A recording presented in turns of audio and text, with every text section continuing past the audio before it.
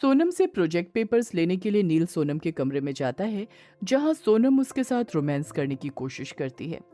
सोनम नील के खुले सीने पर अपनी उंगली फेरते हुए बोली, नील मुझसे वेट नहीं हो रहा, प्लीज किस में नील, प्लीज मेरी प्यास बुझा दो नील, मैं कब से तड़प रही हूँ। इस पर नील ने हिम्मत करके सोनम को गले लगा लिया और निहाल की तरफ देखकर इशारों में कहा, ये बेहोश क्यों नहीं हो रही है। निहाल ने भी पर्दे के पीछे दोनों हाथ फैलाकर इशारों में कहा, मुझे क्या पता। इसके बाद नील हिम्मत करते हुए अपने बाजू में सोनम को और जकड़ लेता है। नील के ऐसा करते ही सोनम की एक चीख निकल जाती है। आह! नील ने कहा, क्या हुआ बेबी, अभी से तुम चीखने लगी।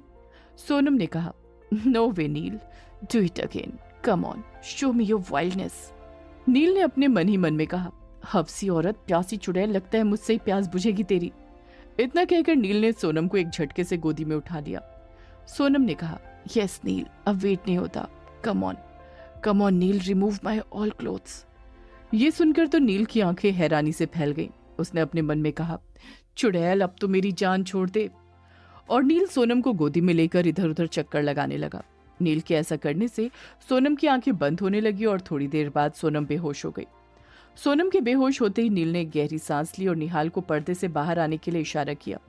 पर्दे के पीछे से आकर निहाल ने धीरे से कहा, यार ये कैसी औरत है, ये बेहोश क्यों नहीं हो रही थी। नील ने कहा, क्या पता यार, इतना पीने के बाद भी ये अब जाकर बेहोश हुई है। फिर नील ने सोनम को बेड पर लिटा दिया और बहुत अच्छे तरीके से उसे कवर कर दिया। उसके बाद दोनों ने राहत की सांस ली और फिर दोनों एक साथ खुशी के मारे बिना म्यूजिक के डांस करने लगे। और फिर नील और निहाल थककर सोफे पर ऐसे बैठे जैसे वो कारगिल का युद्ध जीत कर आए हो। नील ने निहाल को गुस्से में देखकर कहा, साले, आज के बाद मुझे बेचने से पहले मुझसे पूछ लेना, तुम दोनों के प्रोजेक्ट के चक्कर में मैं क्या अपनी इज्जत नीलाम करता फिरूंगा। नील की बात सुनकर निहाल जोर जोर से हंसने लगा। निहाल को हंसता हुआ देखकर नील के चेहरे पर भी मुस्कुराहट आ गई। नील आज खुश था क्योंकि आज उसके और अवनी के बीच की दूरी खत्म हो गई थी और सोनम का पंगा भी खत्म हो गया था। निहाल ने नील की तरफ देखकर कहा, अब चलें? नील ने कहा, हाँ हाँ चलो चलते हैं, इससे पहले कि ये प्यासी चुड़ैल फिर से जाग जाए। नील ने वो प्रोजेक्ट फाइल उठाई और वो ड्रिंक भी उठाई जो वो सोनम के लिए लेकर आया था, और फिर नील और निहाल कमरे से बाहर आ गए। नील को ये बात ध्यान नहीं रही कि उस ड्रिंक में कुछ मिला हुआ है, और वो बिना कुछ सोचे समझे वो ड्रिंक पीने लगा। और जब तक निहाल उसे रोकता, उससे पहले ही नील ने वो पूरी ड्रिंक पी ली। निहाल ने थोड़ा गुस्सा करते हुए कहा, अबे ये क्या किया तूने। नील ने निहाल को देखा और फिर अपने हाथ में पकड़े हुए गिलास को, और फिर उसने कहा, अरे मैं तो भूल गया यार। निहाल ने कहा, चल कोई बात नहीं, इससे पहले कि तुझे इस ड्रिंक का नशा हो, चल पार्टी से निकलते हैं। और फिर नील और निहाल रुद्र और किट्टू के पास आए।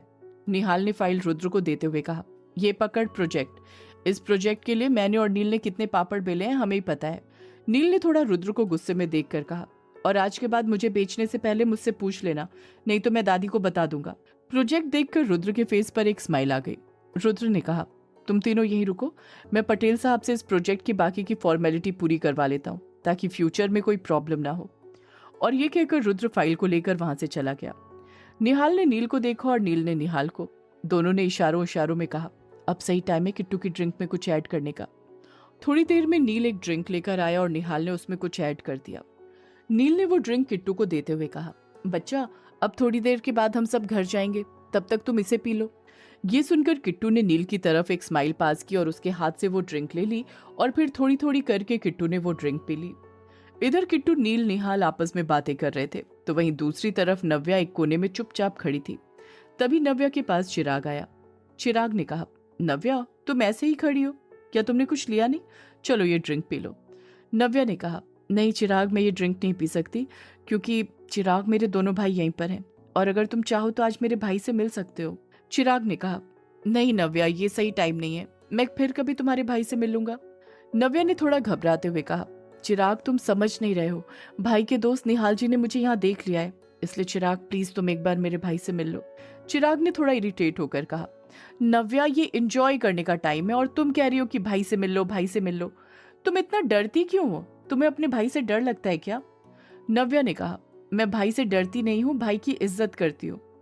चिराग ने कहा, अच्छा ये सब छोड़ो, चलो ये ड्रिंक कर लो। इस वक्त नव्या बहुत टेंशन में थी और इसलिए उसने बिना सोचे समझे चिराग की दी हुई ड्रिंक पी ली। वहीं इधर नील, निहाल और किट्टू आपस में बातें कर रहे थे। किट्टू को धीरे धीरे अब नशा होने लगा था। वहीं नील भी अपने होश में नहीं था और वो ऊटपटांग हरकतें करने लगा था। निहाल ने जब नील को देखा तो अपने सिर पर हाथ मारते हुए कहा, हे भगवान, इसे तो चढ़ गई। निहाल नील को देख ही रहा था कि तभी निहाल को महसूस हुआ कि किट्टू उसके पास नहीं है।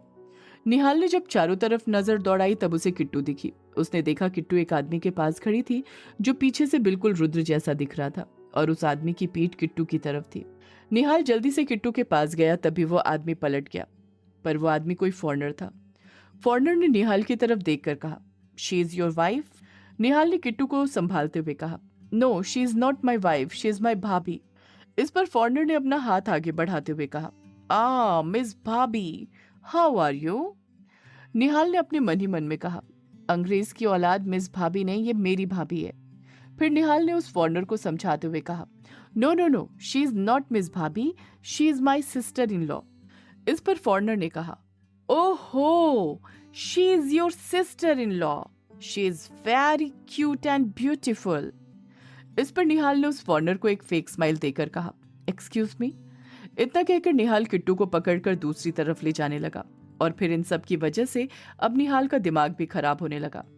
निहाल ने गुस्से में खुद से कहा, रुद्र भी यहाँ नहीं है और नील भी वहां उटपटांग हरकतें कर रहा है और ऊपर से ये किट्टू भाभी को भी नशा चढ़ गया है। अब मैं किस किस को संभालूं? और फिर ये सब सोचकर निहाल को थोड़ा गुस्सा आ गया और उसने नील को गुस्से में देखकर कहा, साले तुझे तो मैं सुबह बताऊंगा। निहाल जैसे तैसे करके किट्टू को एक कमरे में ले आया और सोफे पर बिठाते हुए बोला, किट्टू सुनो, कहीं जाना मत, मैं अभी 2 मिनट में आया, तुम यहीं बैठी रहना, ठीक है? कहीं जाना मत, ओके? ये सुनकर किट्टू ने हाँ में अपनी गर्दन हिला दी। किट्टू को वहां बिठाने के बाद निहाल 100 की स्पीड से भागता हुआ नील के पास आया और उसे पकड़कर अपने साथ लाया और फिर उसे भी किट्टू वाले कमरे में लेकर चला गया। निहाल जब नील को नशे की हालत में कमरे में लेकर आया तो वहां किट्टू कमरे में एक सोफे पर चढ़कर खड़ी थी। ये देखकर निहाल ने अपने सिर पर हाथ मारते हुए कहा, हे भगवान, मैं कहाँ फंस गया। इसके बाद निहाल ने जैसे तैसे करके नील को भी उस सोफे पर बिठाया और नील की तरफ देखकर कहा, नील मेरी तरफ देख, मैं रुद्र को बुलाने जा रहा हूँ और ये अवनी नहीं है, किट्टू भाभी है, सुन रहा है तू? ये किट्टू है, इसलिए कोई बदतमीजी मत करना। इस पर नील ने अपने सिर को पकड़ते हुए कहा, हाँ हाँ मुझे पता है ये किट्टू है, अब जा यहाँ से। इसके बाद निहाल किट्टू के पास आया और उसने किट्टू का हाथ पकड़कर सोफे पर बिठाते हुए कहा, किट्टू कोई शरारत नहीं, यहाँ बैठो, मैं रुद्र को लेने जा रहा हूँ, ठीक है? निहाल की बात सुनकर किट्टू ने हाँ में अपनी गर्दन हिला दी। इसके बाद निहाल किट्टू और नील को कमरे में छोड़कर बाहर आ गया। दूसरी तरफ अब नव्या को भी नशा हो चुका था और जब चिराग ने नव्या की ये हालत देखी तो उसका हाथ पकड़कर एक कमरे में ले आया। लेकिन वो जिस कमरे में नव्या को लेकर आया था उस कमरे में सोनम भी थी। इस वक्त सोनम ने अपने ऊपर से ब्लैंकेट हटाया हुआ था और सोनम ने जो शॉर्ट ड्रेस पहन रखी थी उसमें वो बहुत ज्यादा हॉट लग रही थी। सोनम की खूबसूरती चिराग को अब अट्रैक्ट कर रही थी। सोनम को देखकर चिराग ने अपना सलाइवा गटका और नव्या का हाथ छोड़ दिया। फिर चिराग ने अपने मन में कहा, इस नव्या से जबरदस्ती करने से ज्यादा अच्छा है इस लड़की के साथ कुछ किया जाए। वैसे भी ये होश में नहीं है और इस वक्त अगर मैं इसके साथ कुछ भी करूंगा तो ये मुझे रोक भी नहीं पाएगी और नव्या के साथ तो मैं बाद में भी कुछ भी कर सकता हूँ, लेकिन ये हॉट गर्ल मुझे बाद में नहीं मिलेगी। और फिर चिराग ने नव्या को नशे की हालत में उस कमरे से बाहर निकाला और फिर उस कमरे के गेट को बंद करके सोनम के पास आ गया। नव्या इस वक्त बिल्कुल भी होश में नहीं थी और नव्या अपने सिर को पकड़कर धीरे धीरे आगे जा रही थी कि तभी उसका सिर निहाल के सीने में जा टकराया। नव्या को देखकर निहाल को गुस्सा आ गया। उसने नव्या की बाजू को पकड़कर कहा, तुम्हें कहा था ना इधर उधर मत जाना, यहाँ क्या कर रही हो? इस पर नव्या ने धीरे से कहा, निहाल जी मेरे सिर में बहुत तेज दर्द हो रहा है। निहाल समझ गया कि नव्या को भी किसी ने इस पार्टी में ड्रिंक के साथ कुछ मिलाकर दे दिया है। निहाल ने कहा, नव्या जल्दी मास्क लगाओ ताकि कोई तुम्हें पहचान ना पाए। ये सुनकर नव्या ने वो मास्क लगा लिया। फिर निहाल उसे उसी कमरे में ले आया जहां नील और किट्टू थे। दूसरी तरफ अवनी 1 घंटे से नील का पार्किंग एरिया में ही इंतजार कर रही थी। वहीं इधर नव्या जब निहाल के साथ कमरे में आती है तो वो निहाल को प्यार से पकड़ लेती है। नव्या के अचानक ऐसा करने से 1 सेकंड के लिए निहाल के दिल की धड़कनें बढ़ गई, लेकिन अगले पल वो समझ गया कि नव्या नशे में है। निहाल ने नव्या को संभालते हुए एक चेयर पर बैठा दिया और धीरे से कहा, सुनो मेरी बात, यहाँ से हिलना मत, ठीक है? इस पर नव्या ने हाँ में अपनी गर्दन हिला दी। निहाल ने पीछे पलट कर देखा तो नील खड़ा होकर एक पेपर का रॉकेट बना रहा था। निहाल गुस्से में नील के पास गया और कहने लगा, ये तू क्या कर रहा है? नील ने कहा, दिख नहीं रहा रॉकेट बना रहा हूँ, कल लॉन्च करूंगा। निहाल ने नील से पेपर लेते हुए कहा, रख दे मेरे भाई। लेकिन नील फिर से पेपर उठाकर बोला, मैं तो इस पेपर का रॉकेट बनाकर और उस पर बैठकर आसमान में जाऊंगा। वहीं थोड़ी देर में नव्या भी नशे में उठकर नील के पास आ गई और कहने लगी, मैं भी रॉकेट बनाऊंगी। नील जब नव्या को देखता है तो उसे पहचान नहीं पाता है, क्योंकि उसने मास्क लगाया था। इसलिए वो निहाल से बोलता है, निहाल, ये कौन है? निहाल ने नव्या को संभाला और वापस से उसे चेयर पर बैठाते हुए कहा, ये मेरी गर्लफ्रेंड है। निहाल ने नव्या को चेयर पर बैठाया। इतने में किट्टू नील के पास पहुंचकर रॉकेट बनाने लगी। किट्टू और नील दोनों मिलकर रॉकेट बना रहे थे और पूरे कमरे में फेंक रहे थे। पूरा कमरा कागज के रॉकेट से भर गया था। थोड़ी देर में नव्या भी खड़ी होकर इधर उधर चलने लगी। अब निहाल को बहुत ज्यादा गुस्सा आ गया। उसने अपने दोनों हाथ अपनी कमर पर रखकर कहा, मैं नहीं पकड़ रहा किसी को भी, जिसे जहां जाना है जाओ। कैसे संभालेगा निहाल अकेले इन सबको? और क्या निहाल नव्या को बचा लेगा? क्या अवनी नील का वेट करती रहेगी? जानने के लिए सुनिए ये कहानी सिर्फ पॉकेट एफएम पर।